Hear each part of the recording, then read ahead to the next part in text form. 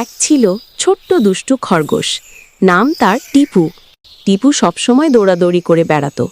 কিন্তু একদিন বনেতে সে এক ঝলমলে লাল বেরি দেখতে পেল। বেরিটা এত সুন্দর যে টিপু তাড়াতাড়ি খেতে চাইল। ঠিক তখনই বনের বুড়ো কাক এসে বলল, টিপু, সব চকচকে জিনিসই ভালো নয়, আগে পরীক্ষা না করে কিছুই খেও না। টিপু রেগেমেগে বলল, আমি তো ফার্স্ট, ভুল করি না। কিন্তু বেরিটা মুখে দিতেই তার জিহ্বা ঝাঁঝালো হয়ে গেল। সে তাড়াতাড়ি পানি খুঁজতে দৌড়াতে লাগলো। অনেক কষ্টে নদীর পানি খেয়ে শান্ত হলো। কাক এসে হেসে বলল, দেখলে তো, ধৈর্য আর বুঝে কাজ করাই আসল জাদু। টিপু লজ্জা পেল, আর সেই দিন থেকে আর কখনো না ভেবে কিছু খায় না।